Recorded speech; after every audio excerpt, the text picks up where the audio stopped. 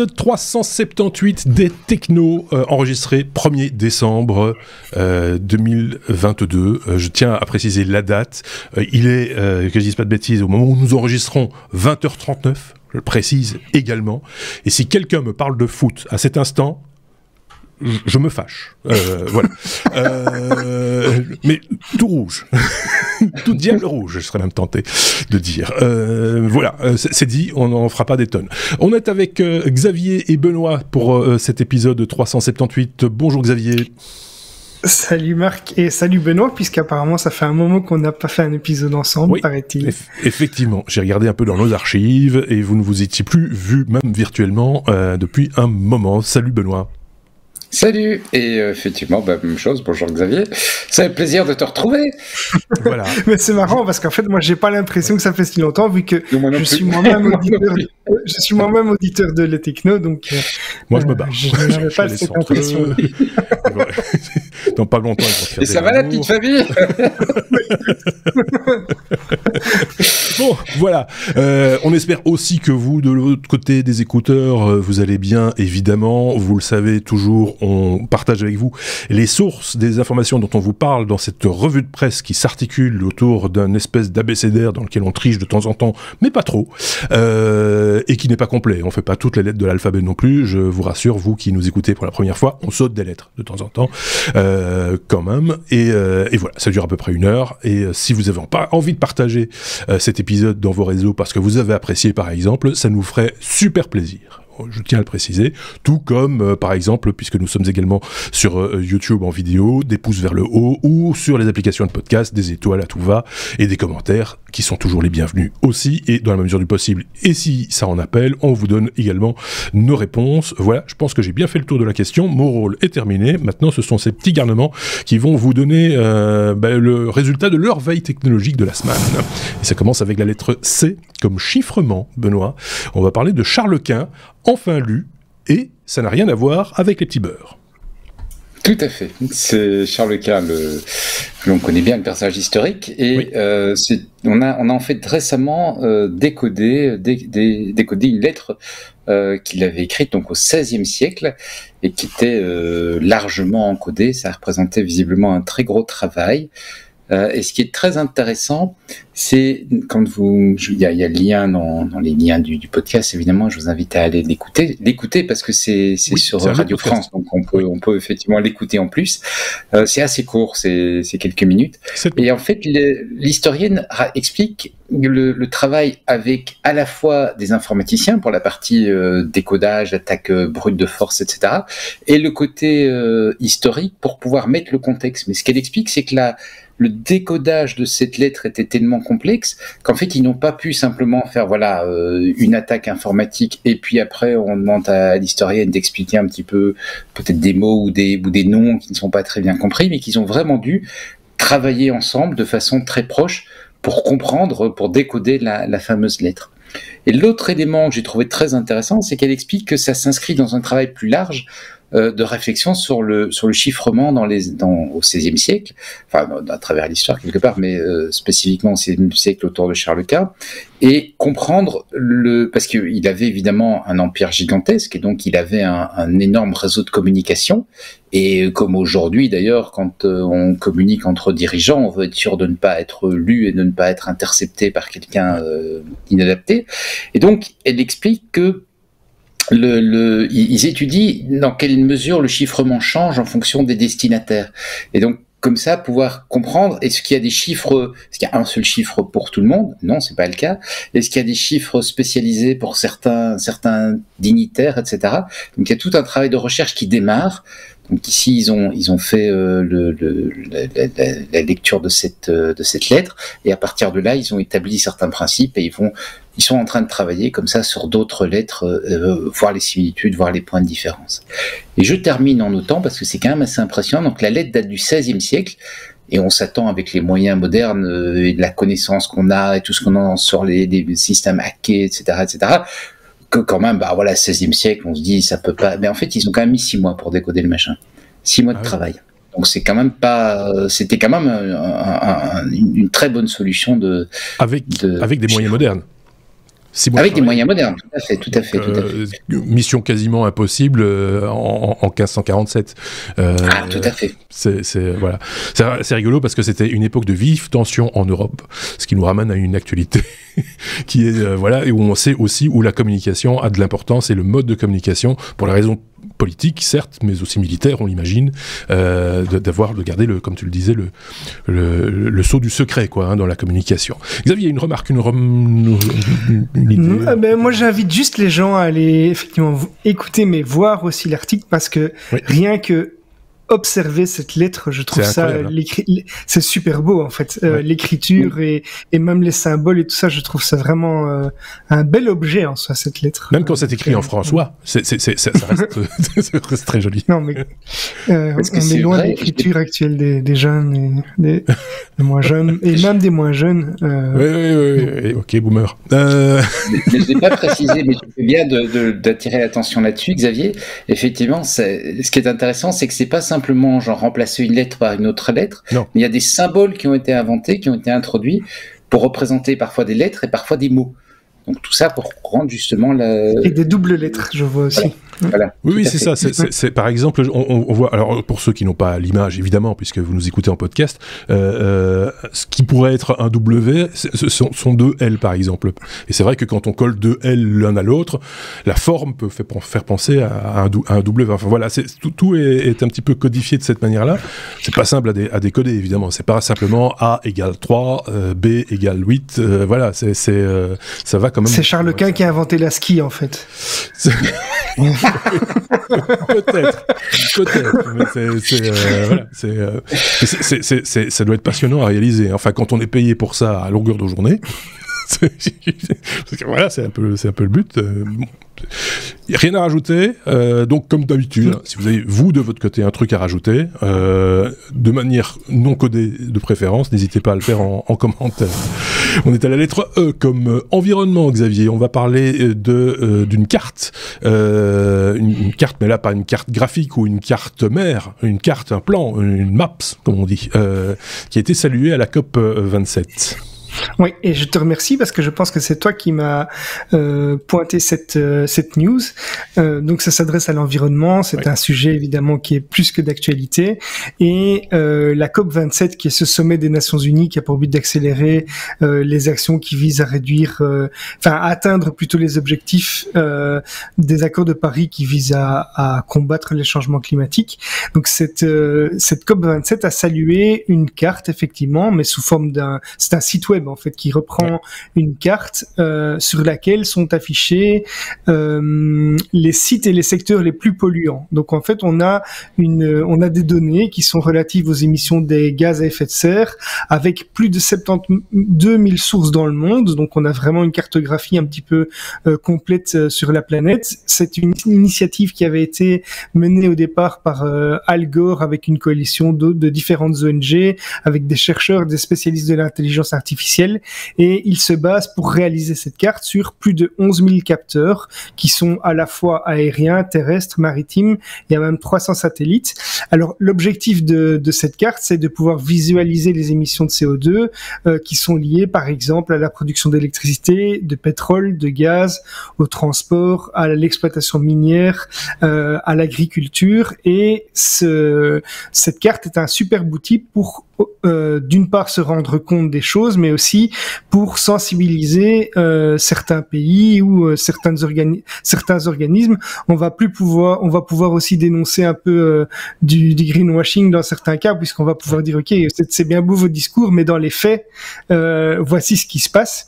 Donc je pense que déjà rien que pour ça c'est génial. Ça permet de mettre en lumière aussi le rôle complètement disproportionné qu'une poignée de petits sites, de sites individuels ont à l'échelle de la pollution planétaire. Donc on se rend compte parfois que certains petits acteurs ont un impact gigantesque par rapport à l'ensemble de la population. Donc effectivement, c'est bien joli de demander à certains de réduire d'1 degré la température chez eux, mais dans les faits, si on changeait la donne pour quelques gros acteurs, on aurait un impact qui serait parfois bien plus important. Ce qui ne veut pas dire qu'on ne doit pas chaque chacun de nous faire un effort. Hein, c'est pas du tout ça que je veux dire par là, mais c'est simplement pour pointer du doigt certains gros acteurs.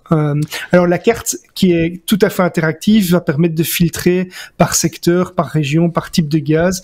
On se rend compte par exemple comme ça qu'en Belgique, c'est l'aéroport de Zaventem qui est un des plus générateurs de CO2. Voilà, donc c'est un chouette outil pour sensibiliser certaines personnes, certains organismes sur la pollution.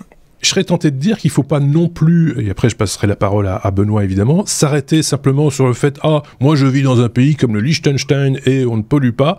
C'est pas nécessairement vrai parce que peut-être que quelqu'un qui habite le Liechtenstein, et dont je ne sais jamais comment on les appelle d'ailleurs, achète des produits qui sont produits chez nous en France, en Belgique, en Chine, et qui ont créé, parce que c'est toute activité humaine crée de la pollution, donc il ne faut pas se dédouaner non plus, parce que la carte est plutôt l'endroit où on vit semble être moins polluant. Je prenais par exemple, j'avais sous le nez la Suisse par exemple.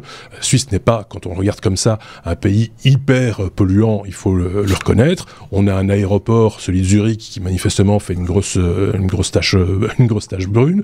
On a une cimenterie. Les cimenteries, ça c'est très polluant. On le voit systématiquement, les gros points en général, ce sont soit des aéroports, soit des cimenteries. Et donc, il n'y a pas énormément de points sur la Suisse. Il leur arrive quand même d'acheter des produits à l'étranger qui, eux, ont sans doute produit une forme de pollution. Donc, c'est plus géographique que géopolitique, j'ai envie de dire, quoi. Et à l'inverse, tu vois qu'il y a un peu à l'ouest du Texas, il y a un bassin de pétrole. Alors, c'est le bassin de pétrole de schiste de Permian qui a des émissions qui avoisinent les 208 millions de tonnes équivalent CO2 rien qu'en 2021. Donc, voilà, on peut relativiser. Benoît, un avis? Moi, j'adore ce genre d'outils parce que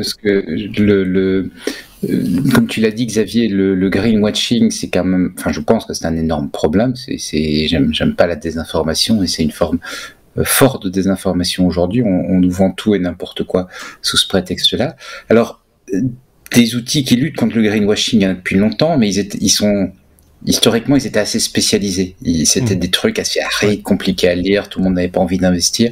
Mais il y a 20 ans, 30 ans, 40 ans, qu'il y a des petits groupes qui collectent de l'information et tout, mais qui restent arides. Et ça, c'est génial, parce que ça rend l'information beaucoup plus visuelle, beaucoup plus facile à manipuler, beaucoup plus facile à comprendre, quoi.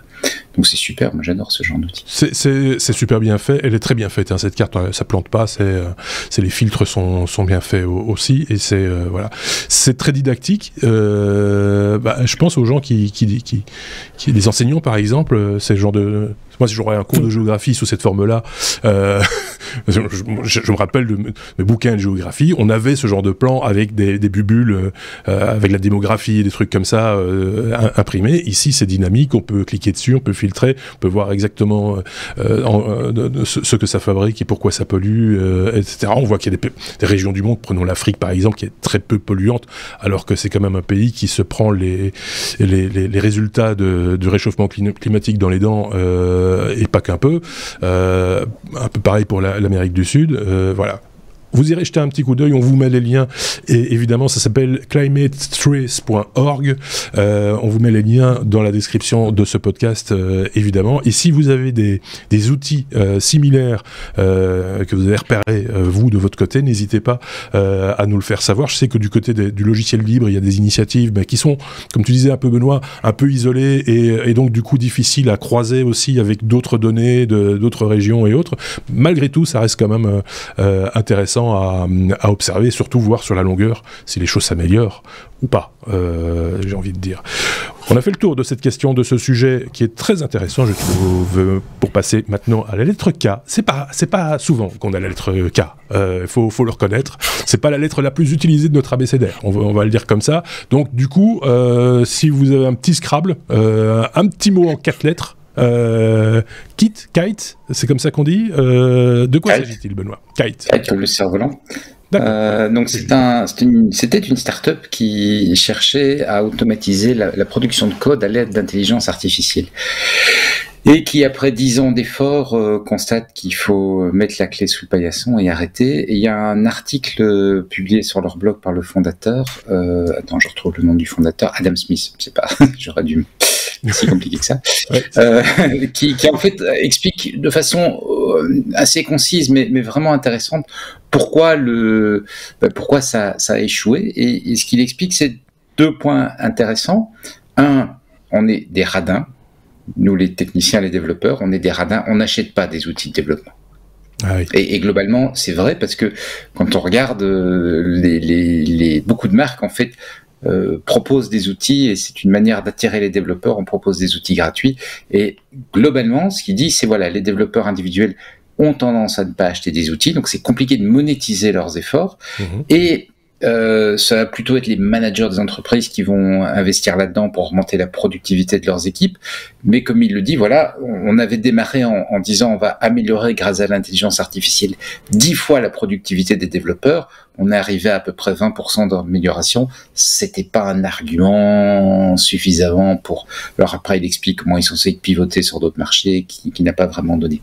Le deuxième élément qui est à la limite plus intéressant, c'est ils ont échoué à développer le produit. Donc l'idée de départ, c'était un produit qui allait leur permettre d'augmenter la productivité des développeurs 10 fois grâce à l'aide d'intelligence artificielle. Donc ça va beaucoup plus loin si on a l'habitude d'outils de développement. Il y a pas mal d'outils maintenant qui accompagnent le développeur, et quand on commence à taper quelque chose comme on a sur les traitements de texte et compagnie, on a une suite du mot, ben là aussi on va avoir une proposition de la fonction qu'on va appeler, des arguments qu'on va appeler. L'idée c'était d'aller beaucoup plus loin, et il dit le gros problème qu'on a rencontré, c'est de construire un modèle qui est capable de comprendre le code, donc comprendre ce que le développeur a dans sa tête et qu'il a traduit dans son code, comprendre le code à la fois globalement dans ses interactions globales et localement.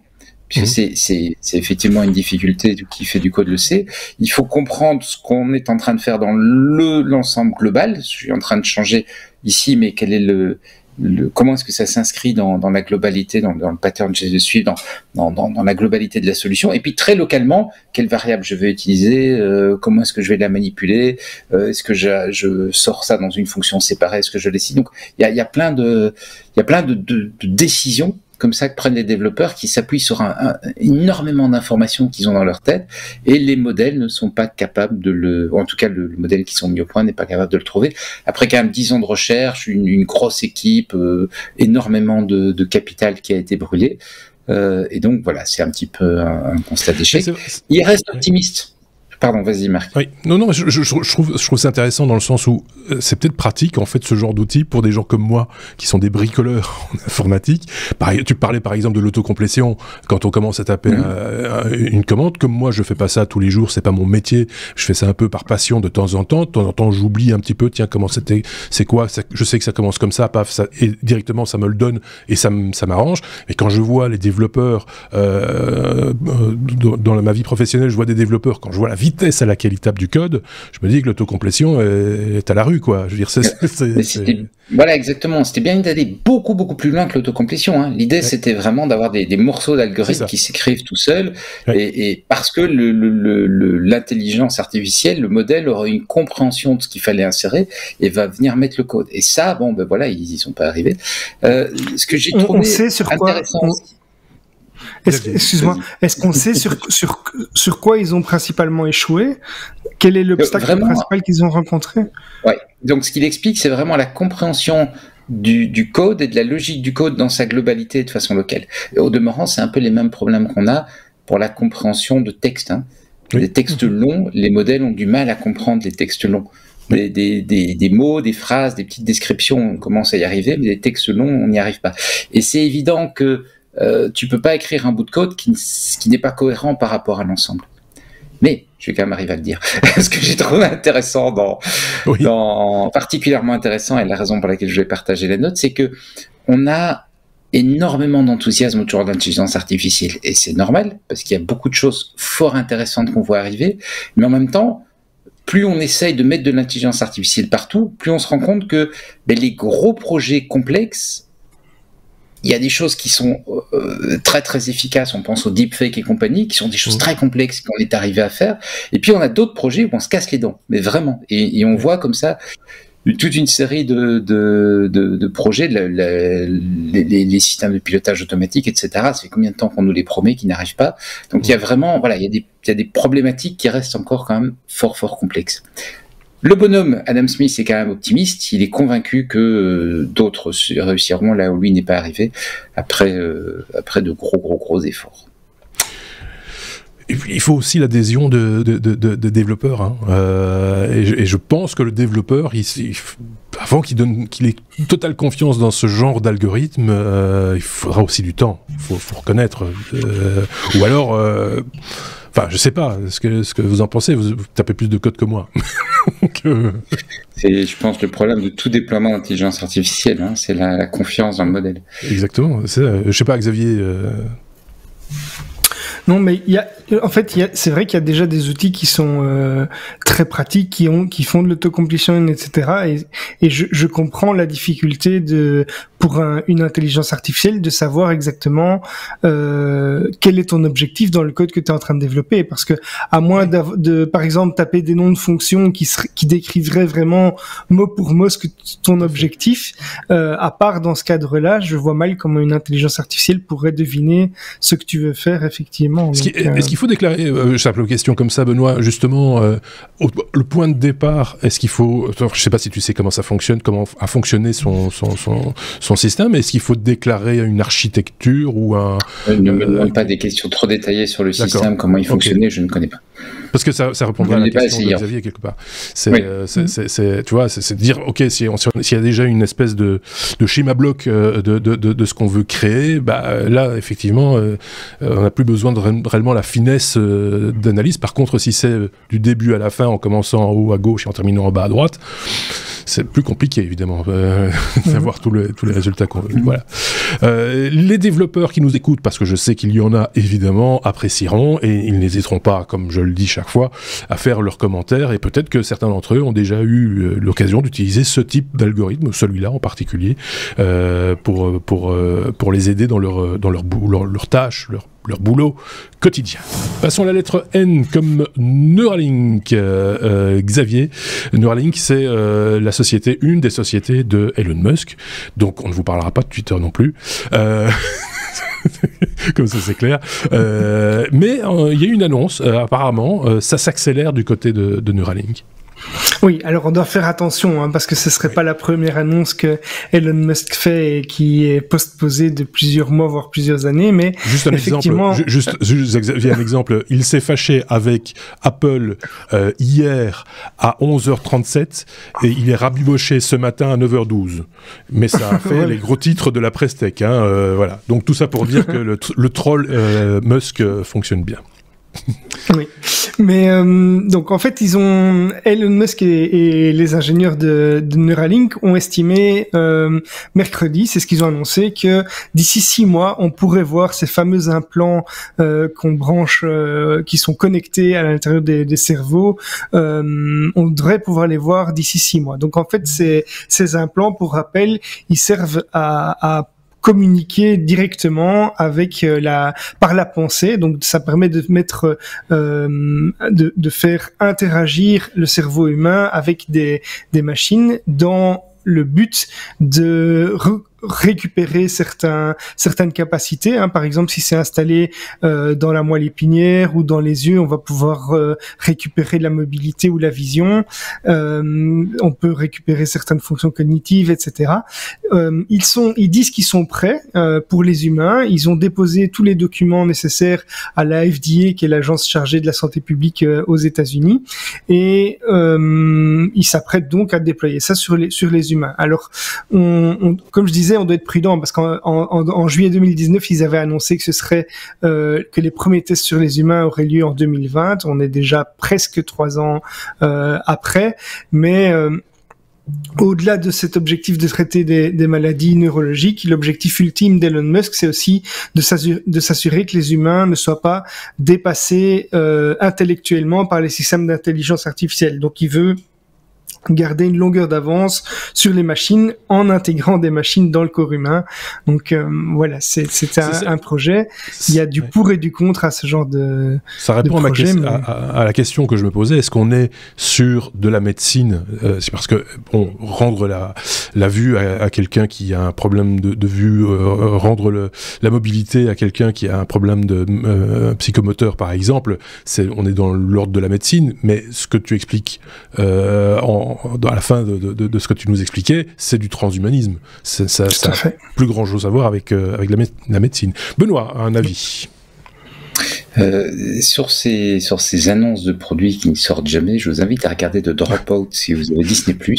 C'est l'histoire d'Elizabeth Holmes et c'est le reflet d'une certaine culture qui est intéressante. Donc c'est la fondatrice de Theranos. Theranos, c'est qui a été condamnée récemment. Enfin, tout à fait. Qui a été condamnée à 11 ans de prison.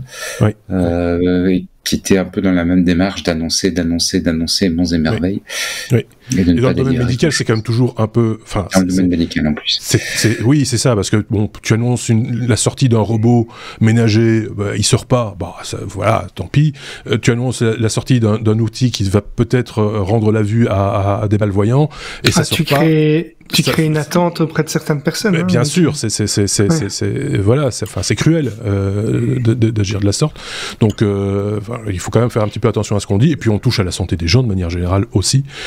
J'avais vu un autre article que celui que tu nous partages, Xavier, où ils ont réussi avec leur implant à faire taper des textes à un singe, où j'ai rêvé, ou alors c'était un truc putaclic.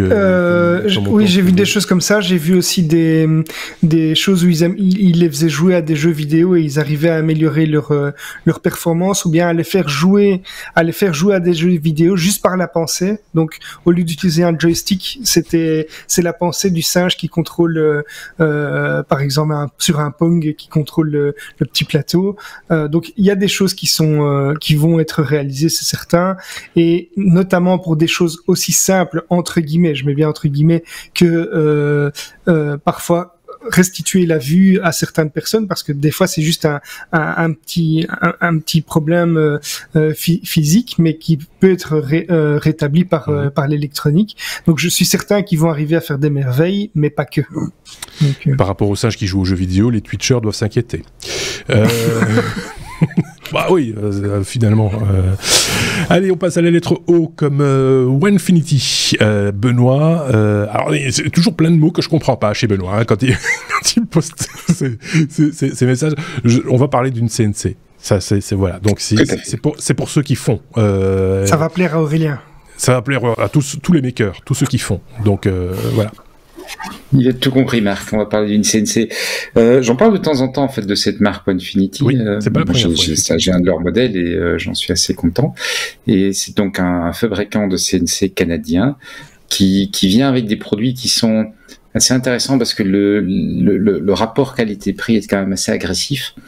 Et ils viennent d'annoncer, c'est la semaine dernière, la semaine dernière, je dis bien, une nouvelle gamme de machines, la meilleure gamme Elite. Alors, il faut rappeler pour ceux qui ne savent pas ce qu'est une CNC. Oui, c'est vrai, je vais rappeler ce que c'est qu'une CNC, tu as tout à fait raison. C'est une petite usine à la maison. Voilà. Donc, c'est une petite machine qui est capable de fabriquer des objets. Alors, c'est fondamentalement assez proche d'une imprimante 3D, donc c'est le même principe, tu as un accessoire, on va dire, qui se déplace et qui va fabriquer, mais là où sur l'imprimante 3D, ce qui se passe, c'est que l'accessoire, c'est une espèce de gros pistolet qui sort du plastique et qui va déposer du plastique.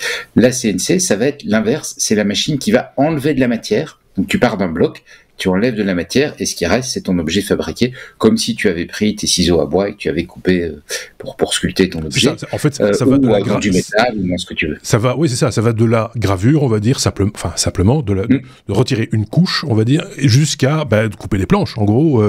Jusqu'à couper des planches, oui, tout à fait. Donc des CNC, il y en a partout.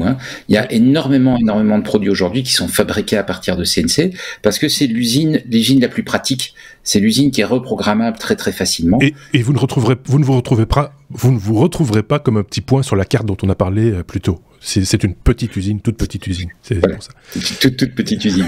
Mais il y a énormément de produits maintenant en fait qui sont fabriqués comme ça parce qu'il y a une flexibilité de fabrication, ça permet de faire des petites séries avec un niveau de finition formidable. Et depuis un moment d'ailleurs, il y a comme tu le disais Marc, les makers aiment bien s'équiper. Donc il y a eu plein de produits qui sont sortis, des produits pour makers avec pas mal de compromis en fait. Et on voit une montée en gamme, c'est tout à fait naturel, une baisse des prix, donc on peut s'offrir des produits de plus en plus qualitatifs qu'on va pouvoir avoir chez soi. Et là, l'élite monte en prix, hein. On arrive quand même à 3000 €, donc c'est pas un produit qu'on va forcément s'acheter par rapport qu'on va s'acheter si on en a un petit usage par rapport à leur modèle précédent. Mais quand on voit ce qu'on a, c'est un tarif qui est extrêmement agressif parce que ils ont mis dedans un contrôleur plus puissant et beaucoup plus professionnel. Et surtout, ils ont mis des servomoteurs, des moteurs qui sont capables de détecter quand quelque chose se passe sur le chemin de la machine et qui vont permettre à la machine de réagir à ça. Parce que moi, le modèle que j'ai, qui est le modèle que la plupart des makers ont, il est bête. Donc on lui dit, vas-y, voilà ce que tu dois faire, et simplement, tu as un système de moteurs qui vont faire déplacer la fraise au sens d'une fraise qui coupe, hein, pas une fraise qui mange. Ils vont faire déplacer la fraise sur l'objet à fabriquer et qui vont donc le déplacer en ayant au préalable calculé le chemin, et puis c'est parti. Et puis de temps en temps, t'as un problème. Tu t'es trompé. Non, le chat, jusqu'à présent, j'arrive à gérer parce qu'il a peur du bruit. Donc c'est bon. Le chat, ça l'embête d'ailleurs parce qu'il dort à côté, ça l'embête très fort chaque fois que je la fais fonctionner. Mais tu vas avoir par exemple tu prends, si tu veux faire des essais, tu prends un bout de bois que tu as récupéré dans lequel pas de chance il y avait un clou, tu l'avais pas vu. Oui. Clac, ta fraise va dedans, t'as fait sauter ta fraise et où tu vas avoir des matières qui vont être trop dures par rapport à la vitesse à laquelle tu avances, et du coup la machine rate des morceaux, et tu te retrouves avec quelque chose qui va être déformé. Donc tu as plein d'éléments comme ça, et bon, t'es maker, tu regardes, tu dis, ah, ça a foiré, bon, il faut que je trouve le paramètre qui a foiré. Et là, on est comme sur les machines plus pro, c'est-à-dire qu'il y a un retour. Donc quand le moteur n'arrive pas à avancer à la vitesse prévue, il va soit ajuster tout seul sa vitesse de travail, soit il va te faire une alerte s'il est vraiment complètement bloqué. Donc on arrive, en fait, on a vraiment une montée en gamme avec un tarif qui devient un petit peu plus élevé, mais qui est un tarif qui est tout à fait abordable pour des artisans, des gens qui vont pas en avoir, parce que je dis qu'on en voyait partout, mais de plus en plus, en fait, ça reste quand même, bon, partout, et quand même, soit des modèles makers, donc qui vont avoir, qu'on va pas pouvoir utiliser dans l'environnement professionnel pour la raison que j'évoquais tantôt, parce qu'il faut trop surveiller la machine, et donc tu vas pas avoir un professionnel qui va passer sa journée à regarder sa machine qui est bon. Moi j'ai mes week-ends, j'ai que ça à faire, mais l'artisan, voilà, il veut travailler, il veut pas regarder sa machine travailler. Soit tu vas avoir effectivement des modèles bien pro, mais qui vont nécessiter un investissement beaucoup plus important. Et là on voit vraiment, comme dans d'autres secteurs, en fait, que les gammes se rapprochent et ça rend le produit, je pense, de plus en plus ouvert. Du coup, il y a aussi peut-être un autre paramètre qui rentre en ligne de compte, parce que ça s'adresse, comme tu le dis, à un autre public que le professionnel qui a un atelier avec de la place, etc., etc., c'est l'encombrement. Oui, et alors mais ça, ils construisent sur des solutions qu'ils avaient déjà mis en place, c'est-à-dire qu'ils ont leur système est très modulaire, et donc ils ont un panel de solutions, y compris une solution comme beaucoup d'outils de chantier, je veux dire, beaucoup d'outils qu'on va pouvoir transporter, une solution, tu vas pouvoir replier ta CNC, la taper dans un coin quand tu ne t'en sers pas, et tu la déplies, et il y a des petites roulettes, donc tu peux le balader, et tu la déplies quand tu en as besoin. Ça, je suis sûr que ça parle à Xavier. Oui, c'est une des contraintes, effectivement. L'encombrement, c'est quelque chose. On avait déjà parlé de ça avec Picaboo, rappelez-vous, qui est lui aussi un maker, il a un atelier dans sa cave, et c'est en hauteur, enfin je pense que tous les murs, tout est exploité. Je voyais encore une de ses vidéos récentes, je vous invite d'ailleurs à les retrouver, vous les retrouverez sans grosse difficulté sur Peertube, mais si vous avez besoin du lien, il vous le donnera en lui demandant sur Twitter ou sur Mastodon, je sais pas s'il est encore sur Twitter. Et donc dans sa dernière vidéo, il a expliqué comment il avait fait un établi sur roulette qui peut ranger, etc., pour gagner de la place. Parce qu'à un moment donné, avec tous ces outils, c'est un peu comme en cuisine, hein, Benoît. C'est à un moment donné, tout cet électroménager, je vais dire, ça encombre. On voudrait tout avoir on voudrait tout avoir à disposition, bien rangé, bien câblé, machin, etc. Mais c'est pas toujours possible. Xavier, oui, du coup. Mais Aurélien a un atelier chez lui. Il a une grande CNC qu'il a fabriquée lui-même sur base d'un projet DIY. Donc ça reste quand même. Donc c'est faisable soi-même, mais ça reste quand même. Il faut avoir l'habitude de bricoler. Hein. Il faut quand même déjà pouvoir avoir fait quelques petits projets derrière soi. Mais donc c'est faisable soi-même maintenant.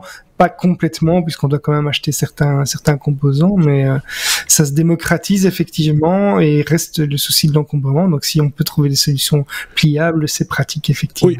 Ici, ça va même un petit peu plus loin que la CNC qu'on pourrait, même si Aurélien, je suis sûr, a plein d'idées de développement possible, et parce que ce garçon est bourré de talent et d'imagination, mais il y a quand même ce que tu expliquais, Benoît, cette intelligence, je mets de gros guillemets intelligence, mais justement ce retour d'information de l'outil vers le programme, en gros, qui ramène aussi des informations du terrain, si j'ose dire, qui sont quand même, là, c'est quand même, il y a de la recherche, il y a du développement, il y a quelque chose de plus derrière que simplement des rails avec des roulettes et des servomoteurs, quoi. Ça va un peu plus loin quand même. Tout à fait. Et là, ils ont pris un contrôleur qui est un des tout bons contrôleurs du marché. Hein. Donc le contrôleur, ils l'ont pas développé eux-mêmes. Masso, c'est un des bons produits sur le marché. Ça ressemble à un gros écran d'iPad avec un bouton d'arrêt d'urgence et tu charges dessus ton G-code. Donc là. Le flux de travail, c'est que dans un logiciel de CAM, de conception assistée par ordinateur, bon, plutôt tu démarres dans un logiciel de CAM, un logiciel de dessin sur ordinateur, de là tu passes d'un logiciel de CAM, un logiciel de fabrication dans lequel tu définis comment tu veux fabriquer ton objet, et de là ensuite il t'exporte un G-code que tu charges dans ta machine, et ta machine part, et donc le contrôleur surveille l'exécution du G-code et va te permettre d'agir. Enfin, sur le modèle Masso, pas sur les modèles bas de gamme, sur le Masso va te permettre d'agir sur certains paramètres, de réagir à des situations particulières, etc., etc. D'un point de vue purement pratico-pratique, juste une question que je pose, parce que peut-être que certains qui ne connaissent pas le domaine se posent la question. J'imagine, en tout cas, que tout ce qui est, tu parlais des fraises, des lames, des mèches, etc., tout ça, c'est standard. Vous allez chez votre fournisseur habituel, celui qui vous vend les mèches, les fraises, les machins, qui vont sur des outils à main, j'ai envie de dire. On trouve tout dans le commerce, là, à ce moment-là. Il n'y a pas de... Tout à fait. D'ailleurs, c'est pas propriétaire. Le moteur... Tout à fait. Le moteur, par défaut, c'est en fait une défonceuse. Donc, c'est un outil de travail en menuiserie tout à fait classique. Alors, on peut aussi mettre des moteurs spécialisés qui sont conçus pour travailler DCN. Et là, la différence, c'est que tu vas avoir plus de contrôle. Donc, la défonceuse, tu la lances sur une vitesse. Si tu mets un outil spécialisé, tu vas avoir plus de contrôle sur la vitesse la vitesse de rotation. Tu vas pouvoir beaucoup plus la contrôler. Une défonceuse aussi, ça tourne très vite. Tu parlais de percer. Tu peux pas percer avec une mèche, enfin tu peux, mais tu peux pas le faire souvent. Percer avec une mèche, avec une défonceuse, parce qu'elle tourne trop vite. Mais par contre, tu vas avoir des moteurs qui vont être capables de tourner plus lentement, avec suffisamment de couple pour pouvoir percer avec une mèche à percer. Ouais, ça dépend si tu dois utiliser des fraises de nouveau, pas des mèches à percer. Sur ce modèle, j'imagine qu'on peut aussi mettre une découpeuse laser. Oui, tout à fait. Tu peux mettre un laser, tu peux mettre un crayon, tu peux mettre plein de choses. Génial. Enfin, un crayon, ça a moins de sens dans le sens où si c'est juste pour dessiner ce qu'on a déjà dessiné au préalable sur l'ordinateur, peut-être pour s'en servir comme d'une grande imprimante à plotter, comme on dit. C'est ça. Oui, voilà, ça te fait un grand plotter, quoi. Oui, c'est ça. Donc, si vous avez envie de plotter... on vous a mis le lien, comme on le fait d'habitude. Suis-je bête? O comme open source. Oui, on est toujours à la lettre O. Xavier, pour parler d'une machine open source pour fabriquer son propre filament. Ce podcast devient vraiment un podcast de maker. C'est mon petit coup de cœur. C'est mon petit coup de cœur du numéro. C'est une invention. Je me doutais que ça arriverait, mais c'est fait. C'est une invention qui a été lauréate des James Dyson Awards pour rendre l'impression 3D accessible aux pays en voie de développement. Ah, génial. Donc concrètement, c'est une invention qui est pratique, qui est pas chère, qui a un aspect durable puisqu'elle va permettre de réduire les déchets plastiques en les transformant en un filament à bas coût. pour les imprimantes 3D. Concrètement, on sait que le filament coûte cher dans les pays en voie de développement. On est aux alentours de $60 pour le kilo de filament pour des imprimantes 3D, alors qu'en Europe, on est entre 15 et 30 euros pour un kilo de filament. Ici, la machine qui s'appelle Polymorpher va permettre de convertir une bouteille en plastique. Donc, on va découper en fait une bouteille en plastique et, par exemple, avec une bouteille de 500 millilitres, on va pouvoir faire 20 grammes de filament. Alors, comment est-ce qu'on procède ? On va découper la bouteille en une bande continue. Donc, ils ont créé un outil qu'on va évidemment pouvoir aussi imprimer soi-même pour faciliter la tâche. Donc, on va créer ce petit outil qui va nous permettre de découper une bouteille en un filament continu. On va insérer ça dans une extrudeuse qui est en fait une tête. J'ai vu les prototypes, c'était une buse d'impression 3D qu'ils ont creusé au sommet pour pouvoir insérer plus facilement ce qui va devenir le filament. Donc la bande de plastique, elle est fondue dans l'extrudeuse et elle est transformée en filament qu'on va enrouler ensuite sur une bobine. Donc c'est en plus de cette invention, c'est une très bonne nouvelle puisqu'en fait ce projet est open source. Ils fournissent donc le code qui permet de gérer l'outil. Ils ont donné aussi toutes les instructions pour la réaliser soi-même sur GitHub avec des modes d'emploi, toute la BOM, donc la liste de matériel nécessaire. Ils ont remporté pour cette invention un prix de $40,000 qu'ils vont utiliser pour créer des centres de création au Rwanda. Et pour ceux qui voudraient se lancer directement sans avoir à tout assembler par eux-mêmes ou imprimer tout dès le départ, rechercher les pièces, etc., puisqu'ils donnent les listes aussi même pour se fournir sur des sites comme Amazon ou AliExpress. Ils ont mis des kits prêts à être assemblés via un lien qui est dispo sur le site du projet. Donc le site du projet, c'est Rayten, donc je sais pas si je prononce bien, mais c'est REITEN.design, et ce kit est vendu à $150. Donc je trouve que c'est très abordable quand on sait qu'on va pouvoir économiser finalement des centaines de dollars, peut-être après simplement en recyclant des bouteilles, ce qu'on trouve partout et en quantité innombrable. C'est génial. Moi je trouve que c'est une idée. Je trouve ça terrible. Oui. C'est parfait quoi. Qu'en pense Benoît ? Tu vas avoir des mecs qui vont venir prendre tes sacs bleus dans la rue pour récupérer, faire du filament à la maison. Mais j'ai juste un doute dans nos pays, parce qu'en fait, dans nos pays, j'ai l'impression que le coût de l'électricité et le coût ne va peut-être pas compenser la différence par rapport à l'achat d'une bobine classique. Mais dans des pays en voie de développement, c'est génial. Tu n'as pas besoin de te faire apporter du filament, tu recycles, etc. C'est... Et en plus, je suis désolé de le dire, enfin non, je ne suis pas désolé de le dire, la machine est belle. Enfin, je trouve que le fait de l'avoir imprimée, parce que j'imagine qu'on l'imprime aussi, du coup, avec une imprimante. Ah, bien sûr, c'est le but, c'est le but, hein, mais avec un filament à l'origine transparent. Du coup, ça vous fait une machine translucide. On a l'impression qu'elle est en glace. Elle est très belle. Ouais. Donc voilà, c'est un bel objet en plus. C'est une bonne idée. C'est vraiment, ça remplit toutes les cases. Je trouve ça vraiment top. Voilà. Alors, c'est pas parce que nous, on dit que c'est top que vous, chez vous, vous devez absolument acquiescer bêtement en disant « Oui, vous avez raison, c'est top ». Dites-nous aussi en commentaire pourquoi vous trouvez ça top. Peut-être qu'il y a encore des choses, des subtilités qui nous ont échappé et qui pourraient être encore mieux qu'on ne l'imagine, en fait. Souvent, il y a des strates comme ça, des fois, on pense pas à certaines fonctionnalités qui pourraient être encore poussées plus avant. Je voyais, en général, quand Benoît se caresse le menton comme ça, c'est qu'il a un truc encore à rajouter. Non, en l'occurrence, non, j'avais juste une puce. Ah, voilà. Donc, ce qui est aussi une toute petite chose à rajouter. Voilà. On peut le dire aussi. On est à la lettre R comme Robocop, et c'est un peu la news qui fait froid dans le dos cette semaine, puisque San Francisco autorise les robots tueurs, tout simplement. Exactement. Donc après la news coup de cœur de Xavier, la news coup pas du tout de cœur de Benoît. Coup de feu, quoi. Voilà, coup de feu, tout à fait. Donc c'est la police de San Francisco a demandé l'autorisation de s'équiper de robots capables de tuer, et ça a été accepté. Donc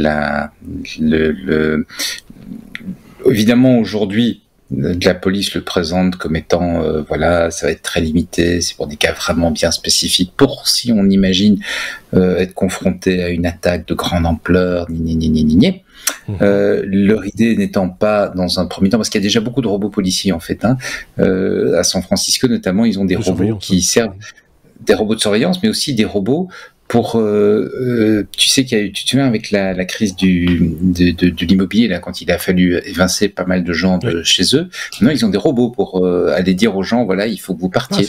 Voilà, les mains de justice disant vous devez vous barrer. Enfin, il y a plein de choses comme ça. Il y a évidemment les robots qu'on utilise pour déminer, ça on en a aussi chez nous. Mais là, l'idée, qui pourrait être létal aussi, puisque en fait, ces robots de déminage, souvent, ils peuvent tirer une balle. On voit ça, par exemple, sur les colis qu'on abandonne dans les lieux publics. Ils viennent tirer une balle dedans pour le faire exploser. Donc, ça pourrait déjà, en fait, quand je vois le robot tel qu'il est décrit dans l'article qu'on vous met en référence, évidemment, il me fait penser à ça, en fait, ce robot. Je pense que la photo ne correspond pas au robot que la police souhaite acquérir. Je pense que c'est juste une illustration, tu vois, stock, une illustration prise dans une banque d'images. Je viens de lire la légende. En fait, ça, c'est un robot qui est là pour faire sauter les bombes. Ok, j'ai rien dit. Voilà. Et donc, ce que la police de San Francisco annonce, c'est ce qu'ils proposent aujourd'hui, c'est d'avoir des robots sur lesquels pourrait être montée une charge, des robots kamikazes, sur lesquels pourrait être montée une charge explosive, et face à une situation d'émeute majeure ou de problème essentiel, il pourrait lancer le robot, et le robot irait calmer un petit peu tout le monde en se faisant sauter à un endroit. Alors, ça pose pas mal de problèmes, évidemment. D'abord, il y a le fait que c'est une augmentation de la militarisation de la police. Des robots capables de tuer, l'armée en a. L'armée d'à peu près tous les pays en ont. Et donc, quelque part, c'est pas nouveau en soi. Mais par contre, c'est réservé à l'armée et donc à des situations de conflit. Ici, c'est la police qui, normalement, n'est pas là pour gérer des situations de conflit. Et c'est un problème récurrent et apparemment grandissant aux États-Unis, c'est la militarisation de l'armée, le fait que la police s'équipe de moyens, d'outils qui normalement sont a priori destinés à gérer des situations de conflit. Et ça entraîne également une crainte évidemment par rapport aux personnes en minorité, parce qu'on sait que la police américaine a une tendance à plus éliminer des gens de certaines minorités que d'autres. Et donc la crainte étant évidemment, ok, on va avoir une émeute, je ne sais pas moi, des gens qui attaquent le Capitole en se disant tiens, on ferait bien en sorte que le président qui a perdu reste en place parce qu'il espère nous dire qu'il n'a pas. Ben là, on fait évidemment pas envie de robot, mais par contre, on aurait une manifestation parce qu'il y a un jeune qui a été tué par un policier après qu'on l'ait empêché de respirer et qui est mort, et donc les gens trouvent ça anormal. Là, peut-être qu'on considérerait ça comme étant une émeute. Et donc, il y a vraiment il y a de vraies inquiétudes derrière ça. Jusqu'où ils vont dans l'idée du robot? Parce que nous, on a utilisé le vocable Robocop. Robocop, on s'en rappelle, a une certaine autonomie, même si je vous rappelle pas l'histoire. Mais est-ce que le robot dont il est question à San Francisco, est-ce que lui-même est partiellement ou totalement autonome? Je pense pas. Mais je pense que c'est pas la bonne question à se poser, Marc. Excuse-moi, parce que aujourd'hui, on est sur des robots avec une capacité donnée. Mais l'autorisation de concevoir des robots tueurs, d'utiliser des robots tueurs, elle ne concerne pas une génération de machines. Oui, c'est ça. C'est ça qui est dangereux. C'est-à-dire que les machines vont évoluer, vont devenir de plus en plus efficaces, entre guillemets, et l'autorisation va rester. Et donc, tu mets le doigt dans un engrenage où, effectivement, on peut dire, comme on dit aujourd'hui, mais ce serait vraiment pour des situations absolument catastrophiques et il faut ceci, ça. Tu as mis le doigt dans un engrenage qui est quand même assez dangereux. Est-ce que Xavier a froid dans le dos tout d'un coup ? Ah, mais j'attends avec une certaine crainte le fait qu'on commence à équiper ces robots d'intelligence artificielle avec les dérives qu'on connaît. Hein, c'est pas on n'a pas eu on a déjà vu des intelligences artificielles qui devenaient racistes au bout de quelques heures de mise en route dans le domaine public. Donc oui, il y a quand même des réelles craintes par rapport à ça. Comme on a dit dans l'intelligence artificielle, on ne sait pas ce que l'intelligence apprend réellement, et donc on ne sait pas comment ça peut tourner. Du coup, de facto, ces robots ne respectent pas les lois de la robotique d'Isaac Asimov, du coup. Donc, et puis, il y a un autre aspect aussi, j'ai l'impression que un policier, en tout cas tout bon policier qui se respecte, avant de sortir son arme et de l'utiliser, je pense qu'il y réfléchit quand même à 2 fois. Or, piloter un robot, c'est déjà plus facile, ça devient un peu comme un jouet, t'appuies sur un bouton et je pense que psychologiquement, il y a quand même une étape qui est différente. Comme piloter un drone, etc. Tout à fait, ouais, tout à fait. Il y a des films qui ont très bien expliqué ce phénomène. Les amis des animaux diront, vaut mieux un robot qui se fasse exploser plutôt que d'envoyer un gentil toutou, parce que il paraît que ça se fait dans certaines armées. On équipe des gentils chiens bien dressés pour aller déposer, ou des dauphins, pour aller déposer des explosifs, et bien souvent, ils restent avec l'explosif. Donc voilà, donc les amis des bêtes préféreront peut-être qu'on envoie un robot plutôt qu'un animal, ou un être humain. Ce qui serait quand même beaucoup plus courageux, mais ça c'est un autre débat, évidemment. Est-ce qu'on a bien fait le tour de cette question, Benoît, Xavier? Oui, je pense. Je pense que oui. Je pense que ce que Xavier vient de dire est très très important. Effectivement, la machine introduit une distance. Oui. L'écran déjà. Voilà, tout à fait. On n'est pas en train de le vivre, et cette distance rajoute de la dangerosité. C'est la dangerosité et aussi la distance, on fait bien de le dire, par rapport à ce qu'on voit dans l'objectif ou sur l'écran. Pour avoir discuté avec des reporters de guerre, des caméramans qui allaient sur des zones de conflit, ils me disaient, l'un d'entre eux me disait un jour, j'ai filmé des horreurs, j'étais incapable de les regarder, sauf à travers le viseur de la caméra.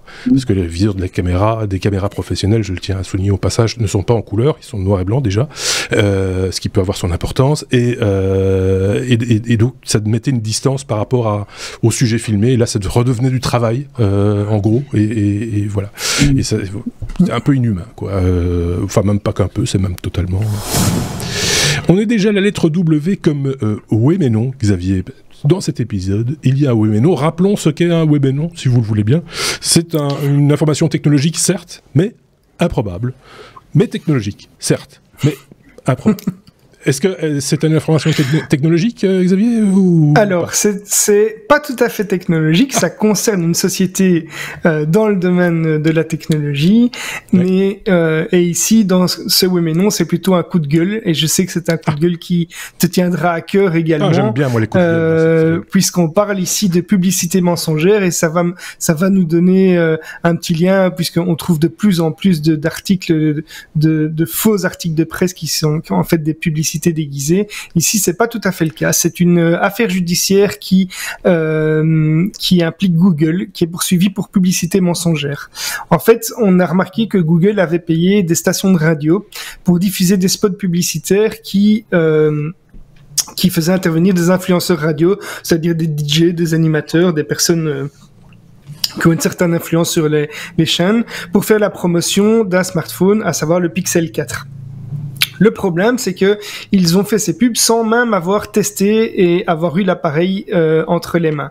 Et donc la Federal Trade Commission, la FTC, avec des procureurs de 7 États américains, ont annoncé des poursuites vers Google et la chaîne en question qui s'appelle iHeartMedia, qui est notamment le plus grand propriétaire de stations de radio du pays, avec plus de 850 stations de radio sur les bandes AM et FM, et plus de 245 millions d'auditeurs chaque mois. Donc rien que cette chaîne-là, on comprend l'enjeu que ça représente et le potentiel de marché que ça représente pour Google.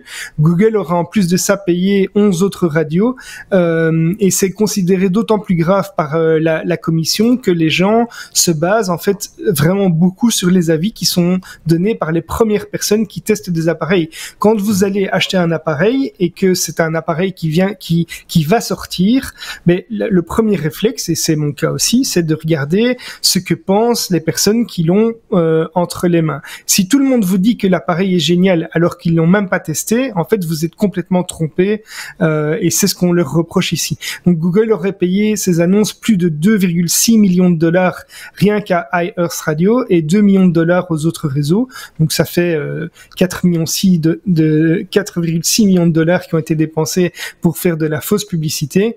Et la FTC et les différents procureurs ont exigé que les sociétés qui sont mises en cause reversent 9,4 millions de dollars d'amende, et ils interdisent à Google et à iEarth Media de diffuser d'autres messages mensongers à l'avenir, ce qui est une bonne chose en soi. Ce qu'il faut épingler ici, c'est que c'est l'ampleur effectivement de l'audience potentielle qui est mise en évidence, parce que cette pratique de faire dire à des influenceurs tech ou non tech d'ailleurs ce que la marque, je ne parle pas que de Google, je parle de différentes marques, a envie d'entendre, ça se fait quotidiennement sur Internet. Ici, le fait est que c'est en plus de ça un média traditionnel hors contexte purement web, comme des chaînes YouTube, Twitch, TikTok ou autres. C'est la pratique, en gros, pas toujours, mais souvent en tout cas, de ce qu'on appelle le marketing d'influence, tout simplement. Et donc, c'est de la publicité hors des clous, en marge des jalons qui sont imposés sur les médias traditionnels de durée de publicité, d'encadrement de la publicité, d'interdiction de publicité autour de programmes pour enfants, par exemple, etc., etc. Et là, c'est du tout à l'égout, on fait ce qu'on veut, on raconte ce qu'on veut, pourvu que ça rapporte de la thune aux uns et aux autres, et tout le monde, manifestement, du côté du fabricant et des influenceurs, tire son épingle du jeu et gagne sa thune avec ça, aux dépens évidemment des auditeurs que nous sommes tous. Benoît, un avis, une opinion? J'adore les coups de gueule, je ferais bien un podcast rien qu'avec des coups de gueule. C'est vrai que c'est une bonne idée ça, mais je me pose toujours la même question dans ce genre de choses, c'est en final avec les 4,6 millions de dollars investis ou dépensés plutôt pour permettre à leurs ingénieurs de travailler un peu plus, d'améliorer un peu le produit, est-ce qu'ils n'auraient pas eu un produit qui n'aurait pas eu besoin qu'on paye pour qu'on parle de lui? Mais voilà. Parce que c'est toujours la question. Bien sûr. Les influenceurs, comme tu l'as dit, Xavier, on les écoute parce que on se dit qu'ils ont le produit parce qu'ils aiment bien, etc. Mais parfois, il y a simplement des produits qui sont vraiment bons, que les gens aiment vraiment bien, et donc ils en parlent parce que le produit est vraiment bon. Donc ça arrive. La meilleure manière de faire du marketing d'influence, c'est de faire des bons putains de produits. Voilà, et les gens en parleront de manière spontanée. Comme on a fait à quelques reprises ici, d'ailleurs. Comme on l'a fait au début des technos, effectivement, et avec certains produits que certains d'entre vous testaient ou achetaient pour leur usage personnel, ils disaient ça vaut la peine qu'on en parle. Moi, j'ai envie de partager l'idée que voilà, j'ai pas fait un mauvais achat et ça se justifiait amplement. Mais quand on est dans cette mouvance-là, forcément, on est mis au même échelon entre guillemets que ceux qui jouent pas du tout les règles du jeu, et donc à un moment donné, comment prouver sa bonne foi dans ce genre de contexte, dire ces gens scient la branche sur laquelle nous sommes tous assis, et donc du coup, nous ne faisons plus de tests, même quand on trouve un chouette produit, de temps en temps on l'évoque, comme on l'a fait dans cet épisode, Benoît, et tu le fais très bien, mais on n'a aucun intérêt matériel, financier. Un centime de Onefinity. Voilà, c'est ça, et je pense même que on le refuserait s'il le proposait, ou alors on encadrerait ça effectivement dans quelque chose de... dire, on l'a déjà refusé. Ah ben voilà, donc je ne le savais même pas. Voilà. Mais c'est pas au Techno qu'on a eu une fois une offre d'une société qui voulait qu'on... C'est possible. Ouais, je confonds. Oui, on a eu à plusieurs reprises. On a eu déjà des boîtes qui nous ont appelés en disant tiens... Oui, ça arrive de temps en temps et on refuse systématiquement. Et voilà, mais on n'a rien contre l'idée d'un jour parler d'un produit, mais il faut nous laisser toute carte blanche et laisser dire ce qu'on veut dire, et voilà, et gagner notre vie avec ce podcast n'est pas à l'ordre du jour, même si on est déjà à la 9e édition et que la 10e s'en vient d'ici quelques mois. Il faut encore un peu On a fini. L'épisode se termine, les amis. On a fait le tour de tous nos sujets. Donc, on va inviter une fois de plus nos auditeurs à partager cet épisode avec leur communauté, via les voies habituelles, Mastodon, Twitter, Facebook, Instagram, le Tam-Tam, le Pigeon Voyageur, le fax, le courrier postal. On peut encore, voilà, si vous avez encore un timbre qui traîne quelque part. N'hésitez pas donc à partager ce contenu. N'hésitez pas aussi les pouces et tout ça, etc. On ne m'en dit pas, on dit juste que vous avez la possibilité de le faire et que nous, ça nous fait plaisir. Voilà, tout simplement. Oui, une petite citation. On fait toujours ça maintenant, une petite citation pour clôturer un épisode. Je vous ai trouvé une citation de Sacha Guitry. À quoi bon apprendre ce qui est dans les livres, puisque ça y est. Voilà. C'est du Sacha Guitry en même temps, mais c'est pas tout à fait faux non plus. On vous renvoie à Wikipédia, n'oubliez pas de faire un don. Merci Benoît, merci Xavier, et évidemment, ils sont en train de se dire, mais il y aura pas de bonus, Si, il y aura un bonus, évidemment, parce qu'on a encore des choses à dire et qu'on va pas se gêner pour le faire en 15 minutes dans un bonus qui est peut-être déjà disponible ou qui le sera très prochainement. Merci Xavier, merci Benoît, à très bientôt. Salut. Salut.